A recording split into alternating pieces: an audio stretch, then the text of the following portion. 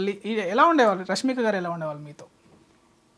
బాగుండేవాళ్ళండి. అందరూ అంత బాగుండాం కాబట్టి, హ్యాపీగా వర్క్ చేసుకున్నాం కాబట్టి సినిమా అంత బాగా వచ్చింది. ఇప్పుడు మీకు చాలా పాజిటివ్ అట్మాస్ఫియర్ ఉంటుంది. చాలా అంటే వాళ్ళు అంత పెద్ద స్టార్స్ అయినా కూడా చాలా ఇన్సెక్యూరిటీ కానీ అలాంటివి ఏమి ఉండవు వాళ్ళకి. చాలా చాలా నార్మల్గా ఉంటారు సెట్లో. వర్క్ చేసుకుందాము అందరం కలిసి అన్నట్టే ఉంటారు అట్మాస్ఫియర్. సో అందరితో చాలా జోవియల్గా ఉండి సరదాగా మాట్లాడుతూ. మెమొరబుల్ మూమెంట్ ఏం లేదా ఏమన్నా? Number of shoot days Rashmika ma'am కాంబినేషన్లో కొంచెం తక్కువ అండి. బికాజ్ నాది మేజర్గా ఫైట్ 2 జాతర ఫైట్స్ ఉన్నాయి. జాతర ఫైట్ అంటే గుర్తొచ్చింది. సో జాతర ఫైట్ శారీ ఫైట్ అవుతూ ఉంటుంది కదా, రష్మిక మ్యామ్ నా పక్కనే ఉంటారు. సో మేము ఫైట్ చూస్తూ ఉండేవాళ్ళం ఇద్దరం కలిసి. సో చూడు ఇప్పుడు తెలుస్తుంది అబ్బాయిలకి చీరల్లో ఎంత కష్టమో, చీరల్లో కదలాలంటే ఎంత కష్టమో, ఇప్పుడు వాళ్ళు ఫైట్ చేయాలి అని చెప్పి చాలా ఫన్నీగా వాళ్ళ మీద చిన్న చిన్న కమెంట్స్ చేస్తూ ఫన్నీగా ఉండేది. అది ఒకటి మంచి మెమరీ జాతరలో, ఒక సరదా అట్మాస్ఫియర్. సో మీ చిన్నాయన పైన కూడా ఇలాగ చెప్పండి. మీరు చిన్నాయన అని పిలుస్తారు కదా, ఏదైనా కూడా ఇలాగ.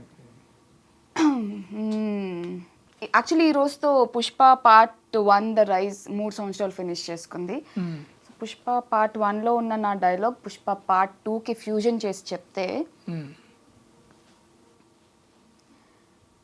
నాయనా సినాయన హెలికాప్టర్ కొని ఉన్నాడు. అంతేనా? అంతే కదా. పార్ట్ 1లో కార్ కొంటారు, నా క్యారెక్టర్ వెళ్ళి ఆ డైలాగ్ చెప్తారు. పార్ట్ 2లో హెలికాప్టర్ కొంటారు కదా. సో అట్లా మీలో మంచి డైరెక్టర్ ఉన్నాడు, రైటర్ ఉన్నాడు. ఈ మాత్రం కొంచెం క్రియేటివిటీ లేకపోతే ఎలా అండి ఇక్కడ వరకు వస్తాం మేము. సో రియల్ లైఫ్లో మీకు చిన్నాయన ఎవరు? అంటే లైక్ చిన్నాయనలా చూసుకునే వాళ్ళు ఎవరు? నాకు రియల్ లైఫ్లో చాలా మంది చిన్నాయనలు ఉన్నారు. మా ఫ్యామిలీ కొంచెం పెద్దదే. ఒక విధంగా నేను కొంచెం అంత బాగా కనెక్ట్ అవ్వడానికి కూడా అది ప్లస్ అయింది అనుకుంటున్నా. నాకు ఒక 6-7 మెంబర్స్ చిన్నాన్నలు ఉన్నారు.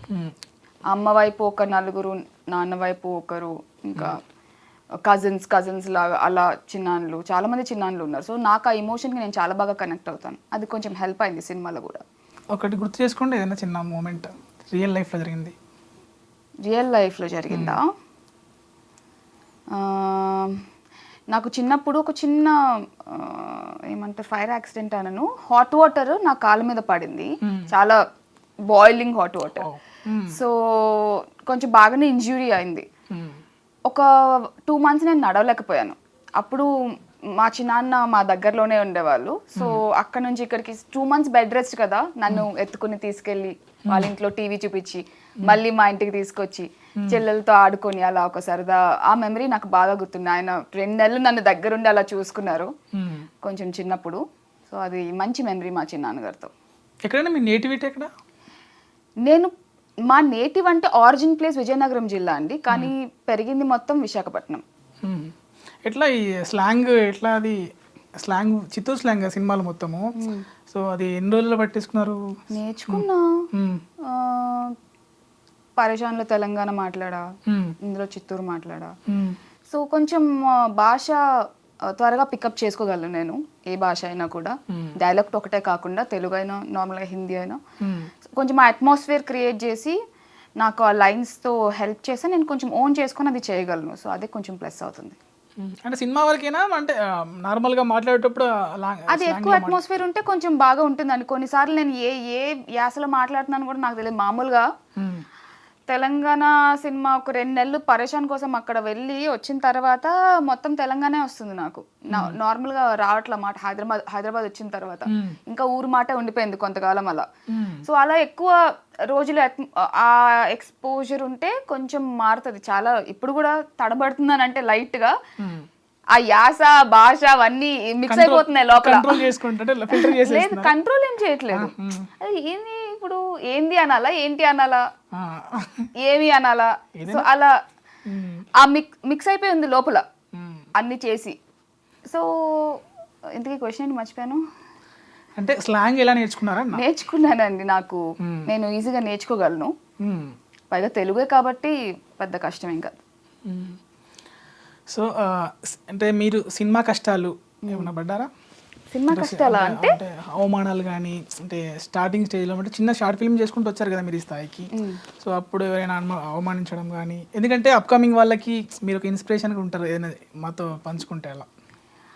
సినిమా కష్టాలు ఏంటండి, చాలా పాతకాలం చింతకాయ పచ్చడి లాగా ఉంది ఆ పదం.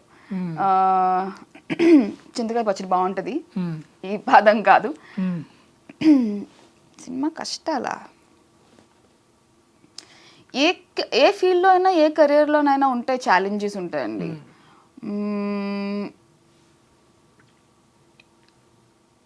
తెర పైన అవకాశం రావటం అంత సులభం కాదు. అంటే కొంతమందికి చాలా డౌట్స్ ఉంటాయి, ఆ డౌట్స్ మన మీద కూడా రుద్దుతారు, మన మీద కూడా ఇన్ఫ్లుయెన్స్ వస్తాయి. సపోజ్ సే బ్యూటీ స్టాండర్డ్స్ అని కొన్ని ఉంటాయి. ఓకే, నేను కూడా ఒక మీరు 3-4 years బ్యాక్ చూస్తే ఓకే సినిమా హీరోయిన్ అవ్వాలి అంటే చాలా పర్ఫెక్ట్గా ఉండాలి, ఫ్లాలెస్గా ఉండాలి అసలు. అందుకే నాకు సాయి పల్లవి గారు అంటే చాలా ఇష్టం. ఆమె కానీ ఇంకెవరైనా కానీ కొన్ని మారుస్తూ వచ్చారు ఈ 4-5 years స్పాన్ ఆఫ్ టైంలో. సో మాలాగా అప్పట్లో కొత్తగా ట్రై చేస్తున్న వాళ్ళందరికీ కూడా ఇదైతే ఏవైతే ఉన్నాయో పర్ఫెక్ట్గా ఉండాలి, సినిమా హీరోయిన్ అవ్వాలి అంటే, సినిమా తెర మీద కనిపించాలంటే అన్నీ పర్ఫెక్ట్గా ఉండాలి, అలా కాదు. రైటింగ్ బాగుండాలి, మీ క్యారెక్టరేషన్ బాగుండాలి, మంచి సినిమాలో అయి ఉండాలి, అప్పుడు మీరు అందంగా చాలా అందంగా కనిపిస్తారు, మీరు అనుకోకపోయినా అందంగా కనిపిస్తారు. సో ఇలాంటి భయాలు, ఇలాంటి కైండ్ ఆఫ్ అవమానాలు కొంచెం ఉన్నాయి. అంటే స్కిన్ టోన్కి సంబంధించి కానీ, నేను బ్యాక్ ఒక 4-5 years బ్యాక్ సంగతి చెప్తున్నాను. స్కిన్ టోన్కి సంబంధించి కానీ, మీరు ఇప్పుడు అంటున్న ఈ బ్యూటిఫుల్ కురులు అయితే ఏమైతే ఉన్నాయో అవి కూడా ప్రాబ్లమ్ అయి ఉండొచ్చు, చెప్పలేము. See depends on their vision అండి.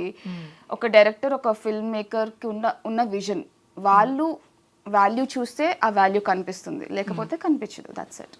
సో ఫ్యూచర్లో మీరు గ్లామరస్ క్యారెక్టర్స్ చేయమంటే చేస్తారా? సి నాకు కథ నచ్చితే, కథకి కావాల్సింది, నేను డైరెక్టర్ గారిని నమ్మితే కథకు కావాల్సింది, ఆయన విజన్కి కావాల్సింది నేను డిస్కస్ చేసి ఆయన ఎలా అనుకుంటున్నారు, ఏమనుకుంటున్నారు. బికాస్ సుక్కుసారి నేను నమ్మాను, మీరు సినిమాలో ఎక్కడ ఏది వల్గర్గా కనిపించదు, ప్రతిసారి ఎగ్జాక్ట్లీ. సో అది నమ్మిన డైరెక్టర్తో ఉన్నప్పుడు కొంచెం ఇలాంటి రిస్క్ సిచ్యువేషన్స్ అయినా కూడా వాళ్ళు బాగా చేస్తారు అన్న నమ్మకం ఉన్నప్పుడు ఖచ్చితంగా చేయొచ్చు. స్టోరీకి కావాల్సి వస్తే చేయొచ్చు.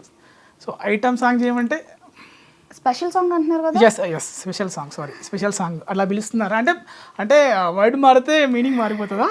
ఇప్పుడు అంటున్నారు కదా స్పెషల్ సాంగ్ చేస్తారా? తెలీదండి నాకు. డాన్స్ ఇంకా నేను అది ఎక్స్ప్లోర్ చేయాల్సిన ఒక ఏరియా. ఫస్ట్ డాన్స్ నేర్చుకుంటే తర్వాత దీని సంగతి. సో ఇప్పుడు ఇవన్నీ ఎస్ఏ క్వశ్చన్స్ అయిపోయినాయి, షార్ట్ ఆన్సర్ క్వశ్చన్స్. మీరు మీ మొబైల్లో డిఫరెంట్గా ఫీడ్ చేసుకున్న నేమ్ ఏంటి? డిఫరెంట్గా ఫీడ్ చేసుకున్న నేమా? జనరల్గా వాళ్ళని బట్టి ఫీడ్ చేసుకుంటారు కదా, నాట్ అనో సంథింగ్ ఇంకేదో అని స్పెషల్గా మీకు స్పెషల్ పర్సన్. నా ఫ్రెండ్ ఒక ఫ్రెండ్ పేరుని నేను పొటాటో అని సేవ్ చేసుకున్నా. పొటాటో అని ఇంకేమున్నాయి అలా? అదైతే ఒకటే. సుక్కు గారు నేమ్ ఏం ఫీడ్ చేసుకున్నారు? సుక్కు సార్. బన్నీ గారిది? లేదు, నెంబర్ లేదు. నెంబర్ లేదా? దోశ అప్పడం నెంబర్ చూపించమనట్లే ఎలా ఫీడ్ చేసుకున్నారని. లేదు, నెంబర్ లేదు సార్. నిజంగా. రష్మిక గారిది? లేదు, నెంబర్ లేదా? ఓకే, మీరు దీంట్లో ఎక్స్లో ఎప్పటికీ యాక్టివ్గా ఉంటారు. ఒక మాట చెప్పనా అనేసి అంటే చాలా ఏమంటాం కామెంట్స్ వచ్చాయి, ఆ కామెంట్స్ చూద్దాం ఒకసారి. ఓకే, సరే అండి. మీరు ఒక మాట చెప్పాలి అని పోస్ట్ పెడితే చాలా కామెంట్స్ వచ్చాయి, ఒకసారి చూద్దాము. చెప్పు, ఏదో ఒకటైనా చెప్పు. డైలాగ్ లీక్ చేస్తున్నావా ఏంటి?